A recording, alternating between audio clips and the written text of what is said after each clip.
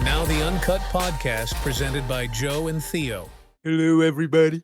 Welcome to yet another incredible episode. Amazing episode. Greatest episode on the planet. It's going to be huge. It's going to be a huge episode. More huge than China. It's going to be huge. Okay, I'm going to start with a horrible fucking impersonation, but Please. welcome to yet another episode of the Uncut Podcast.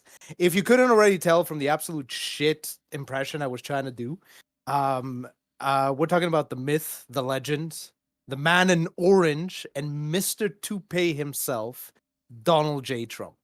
I have nothing more to say for the intro. So let's get this show on the road. My name is Theo, and I'm joined here with my incredible co-host Joe. Man, how you doing? I'm doing great. After listening to your Donald Trump impression, I think I might need to go get my ears checked because I think you made me a little bit more deaf than I should be, actually. That's fantastic. Yeah. That's stop. all I wanted to know. Like we said at the intro, please stop. Don't continue it. It's dead. Like, this debate should be actually, it should be dead. This is not a conversation I expected to be having in 2024, let alone now here with you. So yeah, let's kind of get into the beef of this podcast a little bit and what we're going to be talking about, right? So obviously the big news that came out in the last 2 weeks, since at least we last recorded, Donald Trump convicted in New York, officially sentencing to come July 11th. For those that don't know, that's 2 days prior to the announcement of who's going to be representing the Republican Party for the 2024 election campaign. So, so Donald J.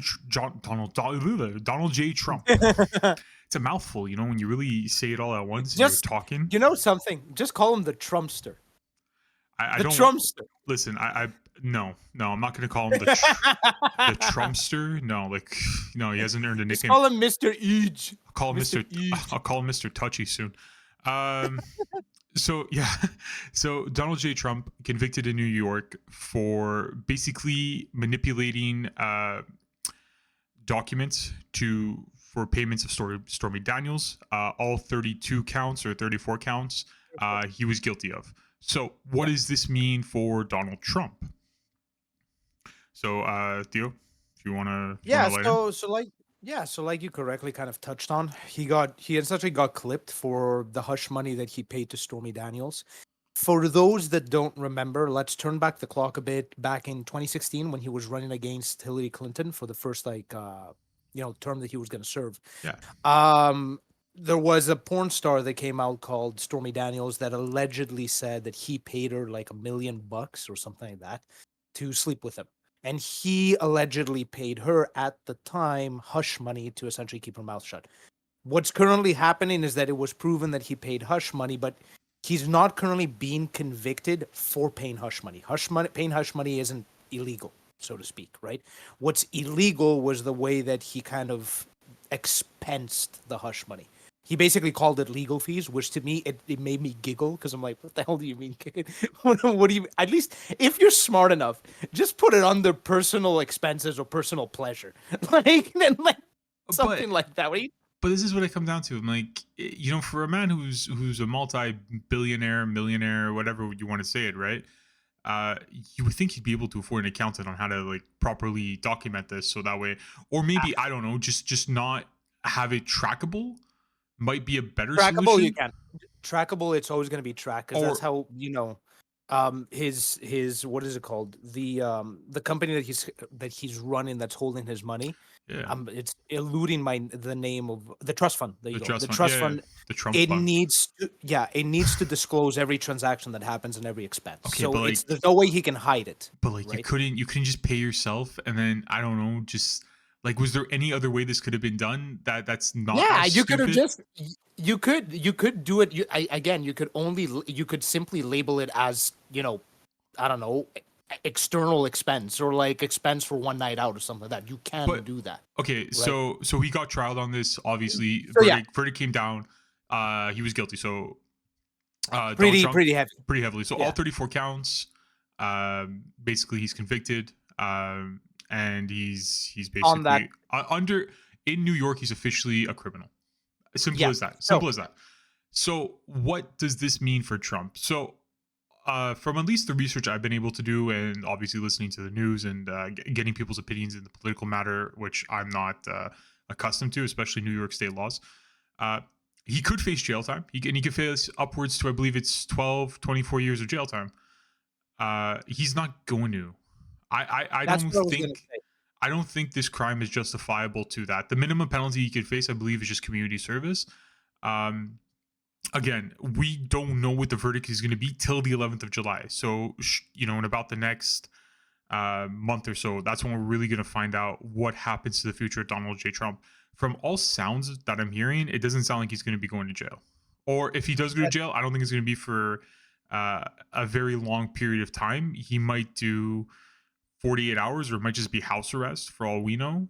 But it doesn't seem like it's going to be a very, harsh penalty on him. I feel like this is more of a slap on the wrist to the Trumpster. Exactly. And I was about, there you go. Working it into my And sentences. Exactly. And that's kind of what I wanted to touch on too. What they clipped him on for compared to what they could have, especially on what transpired in 2020. We're going to get to that. I don't want to touch it yet, right? It's nothing, right? If they're going to clip him and put him to jail for paying hush money, they're going to have to look at Nancy Pelosi for insider trading. They're going to have to look at Hunter Biden, right, and all the shady shit he's been doing. They're going to have to look at half of the billionaires in New York and all the stuff they're doing. So it's, and this is kind of one thing that I would tend to agree with Trump, is when the verdict came down, he came out and said that this was politically motivated. And if you look at the timing, it kind of seems like it. And I would tend to think and believe that it is, because for the severity of what they're pinning him, the hush money wasn't $100 million. It was $100,000. Yeah. To a man that's managing billions of dollars, and on the regular, on his tax forms, says that he's broke because he's using, tax credit laws due to depreciation. $100,000 isn't nothing, right? So I voiced the same opinion on you. I genuinely don't think he's going to go to jail. I think what's going to happen, he's going to settle out of court like it always happens. He's going to pay something. He's going to, or maybe get some community service.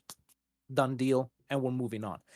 From a political standpoint, I can understand why they would want to do this. But I also think that it's not going to work on. And this is what I want to talk about now. I want to step into why this is so important right now, and it wasn't so important 3 years ago or 2 years ago. Because right now, Donald J. Trump seems to be the person that the Republicans are going to put forward for the next presidential elections that are going to happen on November 5th. And it seems like he's going to be the one going head-to-head against Biden from the Democratic Party. And in all honesty, from what I'm seeing, there is a possibility that this man can win again, right? And I don't think the whole thing with Stormy Daniels, that's her name, by the way, the porn star's name, the whole debacle with Stormy Daniels is really going to do anything to hinder him. On the contrary, I think it might help him. It might help some people coming down and, saying like, yeah, fuck yeah, my president fucked a porn star. Hell yeah. Like, you know what I mean?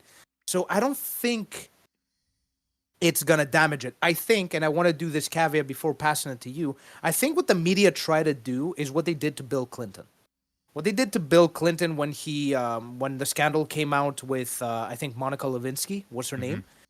He lost the elections next time around when it came to George W. Bush, right, in 2000, I think. So I think they try to do the same thing, but we're not in the same era. Back then, family and, seeing the president, the first lady, and the family, and the golden retriever, and that whole thing was ideal.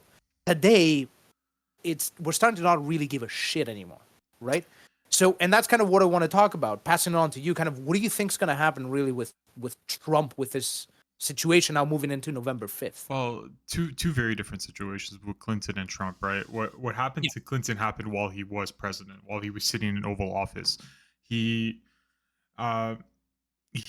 basically cheated on Hillary Clinton with his press, I want to say press secretary, Monica Lewinsky. I don't know if that's entirely correct, if that was her role or not. But cheated while in office with a coworker. This obviously ended up, going to Congress, and he got impeached for that. Obviously not enough to remove him from office, but he was impeached.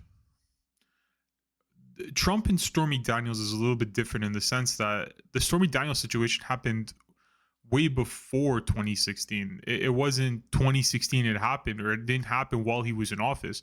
These stories came out as he was running for president, right? And that didn't stop him. Yep. Right. I think it's the same time this time around. I don't think it stops Trump from winning an election. And do I think it increases his odds? Maybe, but by how much, I don't know. I think he has a lot more other things he can attack on the Democratic Party that is going to be more beneficial to him than this. Sorry, than this this court case that came out. So my honest opinion is, I still think Trump is, not only is he the favorite of the Republican Party, I think he's the only candidate left in the Republican Party at this point as we're recording this, unless somebody comes out of the woodwork in the next week and a half. But he's most likely going to represent the Republican Party in this next election. I think he's going to win it, to be honest. I think we're going to see a president who has been convicted in the state of New York become president while still having other pending legal action on him, and that's unprecedented territory for not only America but I believe the world. I don't think that's ever been a situation. So yeah, it's a very peculiar situation, and again, you touched on it very well, right? I don't think that, and as you said, Trump is going to have a lot of things to hit on the Democrats, right? And I think and this is kind of a topic of discussion that I do want to touch on briefly with you. I think the real topic that Trump is going to hammer home really against the Democrats is going to be, really speaking, economically. So high inflation, talking about high interest rates, and this is all happening under Biden's administration, right? Now, that's going to be one. Second thing that he's possibly going to touch on is definitely the wars that are currently erupting, that the U.S. is kind of involved in terms of a proxy state. So he has a lot of ammunition against Biden from a political standpoint. When we're talking about debates, when we're talking about, you did this, you're wrong on this, you're wrong on this, you're wrong on this, right? Both of us have studied economics and finance. We know that what's happening currently in the economy, we cannot pin it on Biden, right? It's stuff, this is how the economy moves. It's things that occurred in 2020, which we're seeing the results of now. It's just the mechanisms of the economy. But from a political standpoint, this plays right into Trump's hand in order to pin the needle right on Biden's shoulder. It's like, this is your fault. Yeah. We're in this shit because of you. And I think that's what he's going to step on. And I think what they're trying to do by damaging his reputation with Stormy Daniels is not going to be as bad compared to how he's going to attack Biden and the Democratic Party in these elections to sway the odds. I don't know about your opinion, but that's kind of what I'm seeing. Well, my opinion is that they're hoping the Stormy Daniels court case and him being convicted as a criminal is already enough to distract the general voting audience to not vote for him, right? That's what I think they're hoping for the most, that this sways the Republican Party to not elect him, right? I don't think the Republican Party cares, to be honest. I think they're still going to go ahead and have Donald J. Trump be the representative. But exactly like you said, but you can also say the same thing in 2020. What did Biden do in 2020? He pinpointed all the problems that was happening in America on Trump. The racial war, blame Trump for not uniting the country. The COVID vaccines and the way they were handled, blame Trump for not handling the money. Handling the money. Well, yeah, handling the money and handling the vaccine appropriately, not handling lockdown. So, it's a finger pointing game at the end of the day, and whatever Biden said is going to come back to him.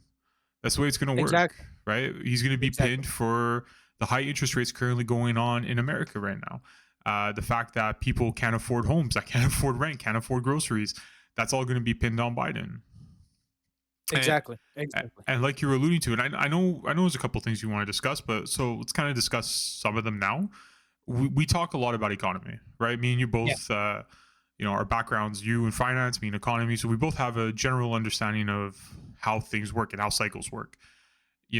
So Biden right now is going through an economical I wouldn't say bullish, but bearish market right now.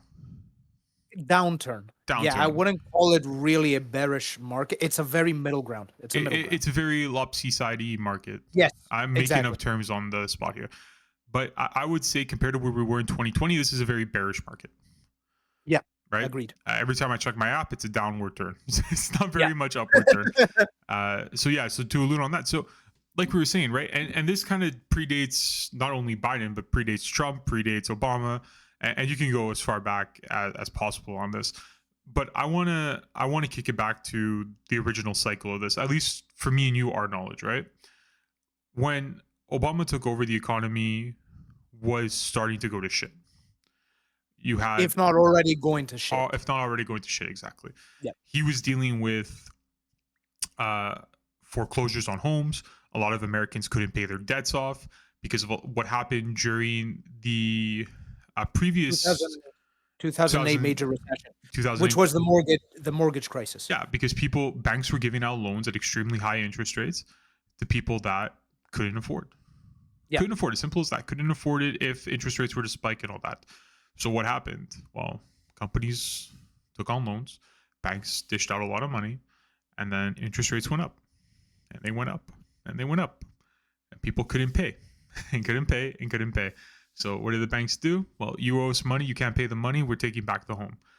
And it left not only at that time a lot of Americans out of a job because companies couldn't pay building expenses, rent expenses. They ended up going for cheaper alternatives and relocating their companies elsewhere, leaving a lot of people unemployed. This is what Obama took over, right? Yeah. In 2008. But people are going to remember George W. Bush as being, oh shit, high and mighty George W. Bush, economy booming, fuck yeah, let's go America, right? So two things that I'm going to chime in here. So George W. Bush took over, I would tend to say, what one's that? I think in the 2000s? Yeah, 2000. In 2000? 4-year term. Right. So this guy fell on the infamous dot-com bubble. Yeah. Where dot-com companies were spiking always, and then they completely collapsed, dragging the entire market down 70%, again causing an enormous panic. Yeah, and he left in the recession. What George W. Bush did, he actually got a second term. And the reason why he got a second term despite that is because he started a war in Iraq. So war has this nasty thing of being able to stimulate an economy like nothing else. Because when you start a war, you start printing money to send to military companies like Raytheon, Lockheed Martin, and General Dynamics. They start employing people. People go into the military who get shipped overseas. These people start getting salaries that they send back to their families here, and it causes this entire spin to start rebuilding the economy. So that's what saved Bush. But that's what also caused the lowering of interest rates that led in 2008 to the financial crisis. Yeah. So Obama, just a quick caveat here, yeah. Obama is not really seen as the person that did bad. Obama is seen as, in my views, from what I'm reading and what I understand, as a hero in that time. Because this man, along with, I think it was Ben Bernanke, which was the Fed chair, the person who was running the central bank in the U.S., they did quantitative easing and they stimulated the economy in order to boost it back up. Obama bailed out practically every single automotive company in the U.S., saving hundreds of thousands, if not millions of jobs. Yes. So Obama is really seen as a hero in that time. But going back to what you want to say, right? Obama stepped down in 2016. He ran 2 terms, 8 years, going from 2008 to 2016. What happened in 2016? But if you don't, Trump took over. Yeah. But if you don't remember too, just to go back to your point, 2012 when he was up for re-election, Mitt Romney came in. Obama wasn't doing too well in 2012 in the polls. Keep that in mind. Yeah, it was very tight. We were going through what we call a correction during the market, where there was a bit of a tension globally. We were coming back from the downfall, which is kind of how it works, right? You get the slope and you build up to where you dropped off. But so in 2012, we were somewhat breaking even. We were getting back to where we were in 2008 at the peak. And what saved Obama's election campaign? Because you said it. That I don't remember. Well, what happened in 2012? What was the big news that came out in 2012 around that time in November? Was it when they got Bin Laden? It's when they got Bin Laden. Yeah, it's when they got Bin Laden, right? And he made that. And he made that news conference. Because I remember it was right around the time of the polls about to open too, because there was baseball going on. It was the October Classic, right between the election period. They got Bin Laden, and the same thing, almost the same replication of what happened with George W. Bush, right? 9/11. I'm not saying that in a negative way. Obviously, lives were impacted, but 9/11 is basically what propelled Bush to be reelected. The death of Osama bin Laden was what ultimately reelected Obama. I'm not saying it's the only thing, but it's maybe what gave him that extra boost of confidence by the American people to have that second term. Trump didn't have that Obama moment or that George W. Bush moment when he took over. No. He had a chance. He had chances with COVID and the Russian war. Yeah, and he shot the bed on both of them. Because keep in mind though, and now we're gonna kind of go back to Trump. Now we're gonna circle back to that. We talked about the past. Let's talk about. No, we're still talking about the past, but let's talk about the more recent past. Trumpster, Donald J. Trump. So Trump's time in office. So we're gonna do a little bit of a deep dive. We're not gonna take too much time on that, but let's have a little bit of a back and forth conversation about his time in office, and I want to hear a little bit of opinions from you. So I don't see Trump's time in office as a total success, but I don't see it as a total failure. Remarkably, I kind of see it in the middle. Now, hindsight being 2020. Yeah. No pun intended. He did a lot of good. He did bring in a lot for the economy during that time. He did bring jobs back to the States that left the States to go to China and gave them a lot of incentive to come back. And he did good on that. A lot of automotive industries left China to come back. I know you want to talk about that, so I won't touch on it too much. But with every good he did like 20. He couldn't stay out of the media long enough for those goods to be heard. That to me is Trump's biggest fuck up of his campaign. Is he couldn't stay out of the media limelight. He needed the limelight the most. From his first day in office, already having to say like, oh, we had the biggest turnout, the most successful turnout in all inauguration history. Like, dude, just shut up. So what? Only half a million people showed up. Who gives a shit? You're in office now anyways. Just suck it up. Tell the American people we're now united. We're moving forward as one. Dude, you don't need to hold a presser every freaking day of the week to tell people your journal. I don't need to see you do a press conference every day of the week. So to me, Trump was kind of that. He was always in your face, no matter what. That to me is the downside of his campaign. Like I said, he did a lot of good. He did. And I know you're going to maybe touch on the good more than the bad, I feel. Well, I wouldn't say I'm going to touch more on the good and the bad. I'm very, from my perspective, I'm not like a diehard fan, nor am I a diehard hater. No, I'm not saying that. I'm just saying like I know you have more subject points on what he did good for the economy, not what he did good for the American people. Well, technically, economy, American people, same thing, right? I mean, if the economy does good, the U.S. is doing good. People are doing good. Right? Yeah, you're doing good for the American people. Yeah, exactly. So the biggest thing really in Trump's campaign was China. So I would tend to say the way he handled the whole situation with China was not the best, because we saw it especially in 2008. He basically started a currency war between the countries, which was not smart on his end. You could have used it. You could have done what he was going to do more politically and more quietly, so you don't disturb the economy the way he almost did. But granted, was his move correct? Yeah, because what he came out and said essentially is like, hey, hold on a minute. We're shipping all the stuff out to China to produce it for cheaper. Okay, fine, we want to do that, okay, but there's a bigger problem behind this, is that China, if you don't know the laws in China, you cannot produce, let's say for Apple, they need to partner up in China to produce their phones with a company named Foxconn. Foxconn is a Chinese company where 55% or 51% needs to be owned by a Chinese business magnate born, raised in China. For those of you that might not know, China isn't a, free market, right? It's really communistic in how it's run. And the people, the big businessmen, have very heavy ties with Xi Jinping. Well, in short, basically, the major corporations in China are government owned. We'll call it what it is. They're owned by the government. Exactly. So what they were saying is that for an American company to produce stuff in China for cheap, they need to give away their production, essentially 51% of it at least, to a Chinese corporation. So there's a problem with this, because what the Chinese were doing essentially is they were seeing the technology that was coming in and they were copying it, i.e. how Huawei, the cell phone company, was able to catch up so quickly to Apple, Samsung, and all the other ones. Trump saw that and he's like, well, hold on 2 minutes. We're giving them, first of all, we're losing a fuck ton of jobs here, right? Practically all the manufacturing. And secondly, well, they're taking tech. Tech for us is what's giving us our dominance, right? In terms of military and all of that, right? So he reversed that. He basically turned around and started this whole tariff war, this whole currency war that you were seeing, forcing companies like Apple to be like, okay, fuck, we need to shift, production, piece of the production at least, out of China back into the US, stopping China from seeing, proprietary information on technology and stuff like that. So from that perspective, he's right. Because if you see Biden continued to do the same thing. He continued the tariffs.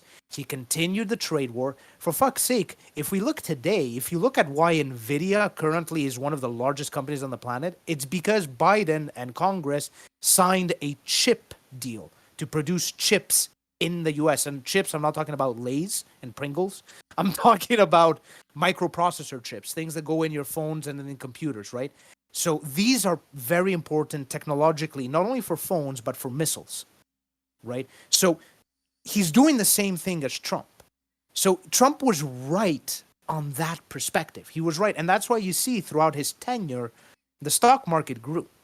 It didn't really collapse. It kept growing. It was pretty strong. And the economy too, right? Because we tend to think of the stock market and the economy as the same thing. It's not. It can diverge paths, but they were both pretty strong. Now, to go back to your point, Trump fucked up on a stupid amount of other things that don't have to do with business. So he didn't do good on, uniting the people. No. He created more division between, segregated groups like LGBTQs, like the extreme left and the extreme right. He caused that segregation. I agree with you on that. There were no major changes to Obamacare.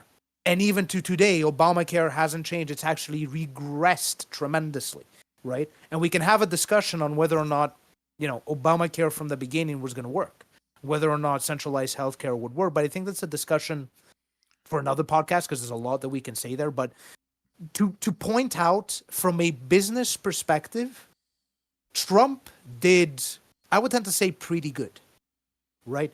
From a political perspective and how he handled the people, he did horribly. And we can even point at COVID. The way he handled COVID, a global pandemic, for crying out loud, like, he basically told people to drink bleach.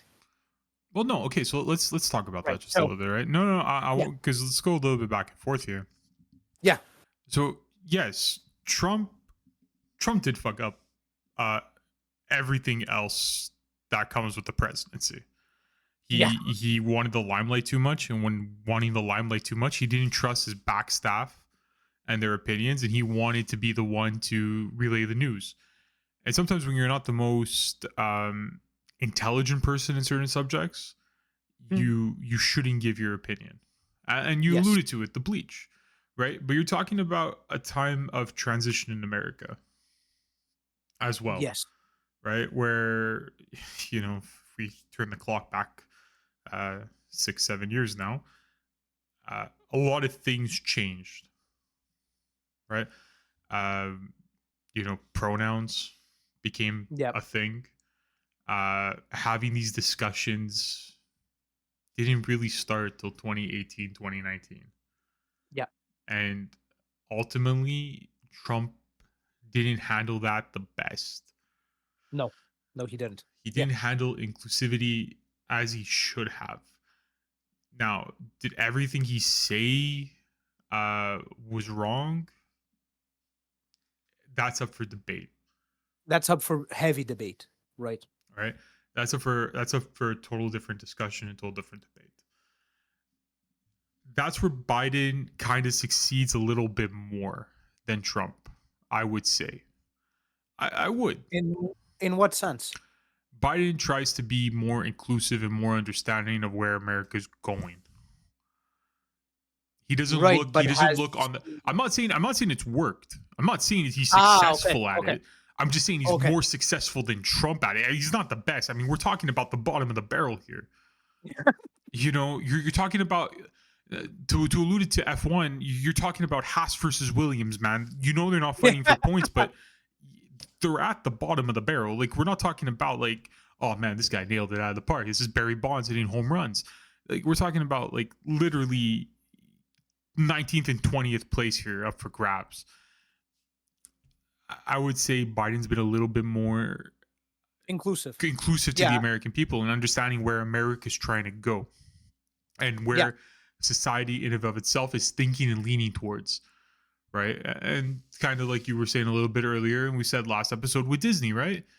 Look at where America is trending towards, not where America's been and trying to make 20, 40, 60 years ago, that today he's looking at the tomorrow. So two different perspectives on that end. And you can choose which one is more suited for you, I guess, right? Yeah, exactly. For me, I look at it and I just kind of look at two older men fighting and bickering about things that they shouldn't really be fighting and bickering about. They should be in a retirement home somewhere. That's kind of my opinion on some stuff. As for the COVID situation, I don't think either of them handled it greatly. No, it wasn't. In general, I think globally it wasn't handled correctly. First of all, we can have an entire discussion. But we're going to touch on that a bit. I just want to touch on your point because you mentioned the COVID stuff and the bleach point. Yeah. When Biden took over, COVID was pretty much coming to an end anyways. Vaccines were already rolled out. At this point, it was just kind of like, well, how many shots are you going to have? 6, 10, 15, 20? At this point, COVID was already kind of on the downward of everybody's back mind, right? I do give props to Trump in that sense where he was dealing with something that not many presidents get to deal with at all. Don't have to deal with at all. And it's very difficult. But at the same time, I'll give him the benefit of the doubt on that. But as I said before, this is why you pay other experts money, is to talk to the American people about what the hell's going on and listening to their advice and not trying to upstage them. So, I give him credit. He had to deal with something that he was nowhere equipped for and kind of going with the flow a lot of the times. But to my other point, he's an anarchist. No, not an anarchist. That's a poor word. I'm gonna scratch that later. He's help me out here with the word. When you're he's self-absorbed. He's a narcissist. Narcissist. Thank you. That's the word I was looking for. He's a narcissist. So look, he's a businessman, right? He's a businessman, right? And he's a developer that earned his grime and his teeth in New York development when the mob was at its heyday, right? So you're talking about that type of person. Not saying that Biden's any better, right? If you really look at Hunter Biden, and that's a whole nother can of worms we can open. There's a lot of dirt there that we can maybe discuss. However, we do need to move on because, again, we're going back to this whole conversation. The reason why we talked about Trump is because of this whole Stormy Daniels situation and how is this going to ultimately affect Trump in the elections, right? And I can see you twirling your mustache and becoming a Frenchman over here. Oui, baguette. But going back to what we were kind of saying with regards to, Biden's weaknesses, I think that's exactly what's going to happen. And you correctly pointed it. It's like, you have to give some props to Trump for being in a situation like COVID. Did he handle it the best? No. But granted, no government across the world did. Heck, the main organization that was supposed to spot for global pandemics didn't spot it until it was way too late. That failed miserably at what they got paid for. Right. Exactly. So let's just put that into context as well. So going into these elections, that's what I'm trying to get at. And this is kind of the major talking point that I'm going to highlight right now that I want to talk about, right? Trump and the whole situation that's surrounding Trump and what the Democrats are attacking him with Stormy Daniels right now, which is what they have as concrete, right? When we're talking about concrete stuff that they can hit him on, right, is very weak compared to what he has, which was what we talked about: interest rates, inflation, 2 proxy wars with, one in with Russia and Ukraine, the other one with Israel and Palestine. We know where the U.S. stands on both of those wars. So Trump has a lot of firepower against the Democrats and against Biden. The Democrats don't. Stormy Daniels isn't something big. What was big, and I do want to touch on this, and this will be something that we're going to have a discuss on right now, was the Capitol raid that happened under Trump in 2020. And most recently, I think maybe 1 year back, give or take, I think 1.5, the whole Mar-a-Lago scandal where Trump was found of having proprietary information from the White House in his private residence in Mar-a-Lago and got raided by the FBI, right? So these are subjects that in my opinion, the Democrats should be hammering on, right? If they want to damage Trump. These are subjects that they should be taking Trump to court about. These are subjects that even if the courts cannot come to a decision, these are the subjects that places like CNN and CNBC and all these Democratic inclined channels should be consistently hammering home and reminding people. Because that's turned back in 2020. I'm going to pass it to you. You remember what happened in the Capitol attack, the whole situation that happened? Trump didn't want to leave. He Yeah. just refused. He refused to leave. He gave a speech and told Americans that he doesn't agree with the way the vote went down. That he doesn't believe it was correct, and convinced a couple of maybe lunatics to raid the Capitol building. And sure enough, that's what they did. They went in, they raided. Obviously, don't do that for people that are listening that might have that concept. Don't raid federal offices, especially if former presidents tell you to. And you saw what happened. A lot of them got trialed. A lot of them went to jail because they just had to show their face on camera because that's a good idea. And they went to jail for it. Simple as that. As to what happened for Trump, listen, and getting to your point, it's difficult. It's not as easy as 1, 2, 3, and we're taking you to court, right? This type of stuff takes time. The Stormy Daniels situation, I believe, happened early on in his presidency, like very early on. And I think it was 2016 or 2017 where that story broke. And look, 7 years later, the verdict finally came down. Yeah. Capitol Hill is a little bit different because now, one, you need the resource and the time. And who's going to take him to court for that? The American people? Okay. Supreme Court is all, if I'm not mistaken, majority Republican.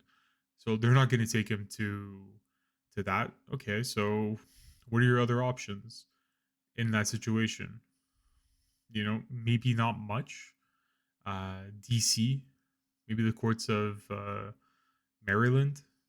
Maybe that's an option. But you're looking at having the time invested into it, and then again, I don't, unless there's documented evidence that this was his plan, was to always never leave office whether he won or lost. That's a different story, because then you have a manifesto that can go with that, and you have it kind of in writing in the journal of Trump, where this is what he was really trying to do in his end goal. But you don't, or at least not that I'm aware of, that you don't.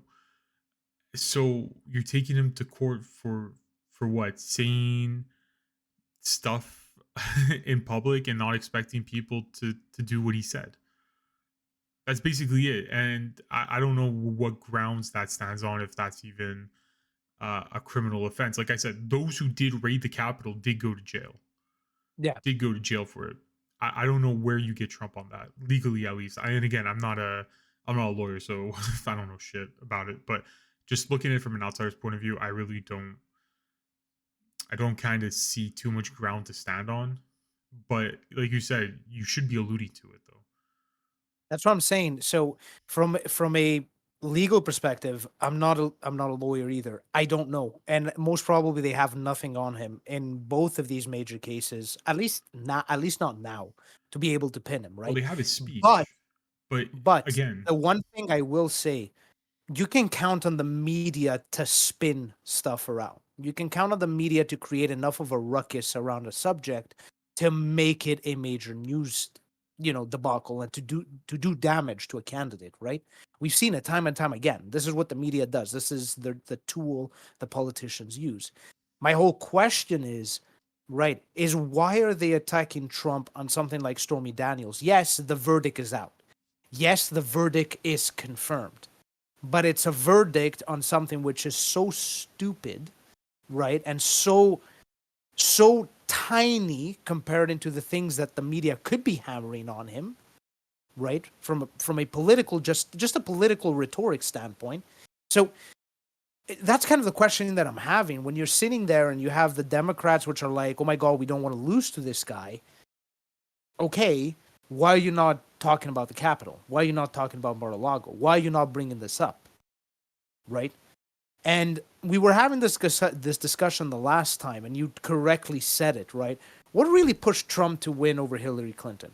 Well, first and foremost, Hillary Clinton was shady, especially with the emails that we saw. So that's number one. But the second thing was that he was everywhere in the media. Like you correctly said, you couldn't stop hearing the name Trump every single time you turned on the media. But the thing is, whatever was being said was not completely damaging. It wasn't catastrophic like it was to Hillary, right? So they're doing the same thing again for a country that keeps saying that they don't want Trump, or the media saying that they don't want Trump to run again, right? They're doing the same thing in what they did in 2016, where they're essentially just putting Trump everywhere. They're bringing his name up constantly on stuff that's not really damaging to his campaign. Well, listen, I'm just gonna give you a little bit more context on what I was trying to say there. It's not the fact that you heard him, not the fact they gave him spotlight. It's the fact that they played his speeches more than they played Hillary Clinton's. So yes, you're coming off of 8 years of Obama, right, where everything is correct, and you're hearing this guy who's completely different than what you hear, and he's coming out with these radical ideas that, hey, maybe you feel that way too, right? So you're going to go with him. But when you're giving the radical view more and more screen time and treating it almost as a joke, but the things he's saying is maybe connecting with a lot of Americans that felt that way through Obama's period. Like, hey, like, yeah, why are we like this? Why aren't we taking our jobs back, who maybe were impacted by losing their jobs? Why aren't we taking our jobs back? Why aren't we doing this? And also, granted, Hillary Clinton, for better or worse, was married to Bill Clinton, and they remember that time period as well. Yes. All right. The Monica Lewinsky situation, that was Bill Clinton. That was her husband that went through that. And not to mention, too, she's also a woman. And I know, oh, well, that shouldn't really impact it. Listen, it's America, and it's America in 2016. Sorry, but it's the truth. It's the truth. You know, do I think America will be ready for a woman president? Hopefully at one point in time they will be. I just don't think it's now. And that's very evident by the elections going on. You're talking about, I don't even think they're ready for a young president, let alone a female president. You know, you're talking about two men who are very much entering their 80s.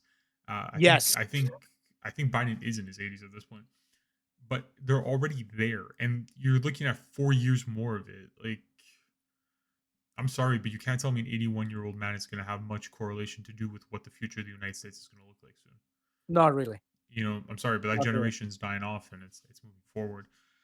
But yeah, so that's the only thing I want to talk about with that point of view is basically just saying, like, yeah, they gave him screen time, but they gave him screen time a lot on his debates where he was saying a lot of, I guess, things that were true at that time. And they gave him that platform to express it and repeat it and express it. And they didn't give the same platform to Hillary, which I think ultimately led to her downfall a little bit more. But that's just my point on it. Yeah, and I do reflect that point. That's kind of the point that I was trying to come across as well, the thing that I was trying to say. And I think it's going to happen this time again. If you look at what Trump has been saying before he even actually runs for election on November 5th, he's already saying that he wants to slam interest rates back down to what they were before, the pandemic, right? Where they were, like, I think at 1%, 1.5%, I remember 2%, something like that. Yeah. He's already saying that. He's already saying all of these things that are appealing to people right now that are suffering from high sticky inflation, who are already suffering from unemployment, who are already suffering from, high interest rates. So he's already hitting this home. Biden can't do anything from that perspective. So I do agree with you. And that's the thing. I think we're going to see the same thing again. We're going to see Trump come out, say a bunch of wild things. He's going to get a bunch of screen time, and that's going to tip it in the favor for all the reasons that we just explained. So going back to kind of the final discussion, I do think we might see Trump winning again.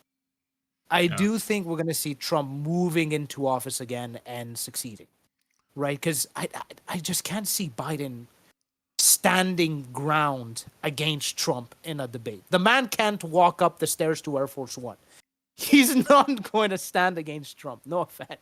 Wow, I was just about to ask you that question too. Who do you really have winning? If it really does come down to a Biden-Trump 2.0 election, who would you have winning? And as I guess you kind of just said it right there, it was Trump. My opinion, I kind of hope the world, or at least maybe they just both die. Knock on wood, that doesn't happen. But like, man, I don't know.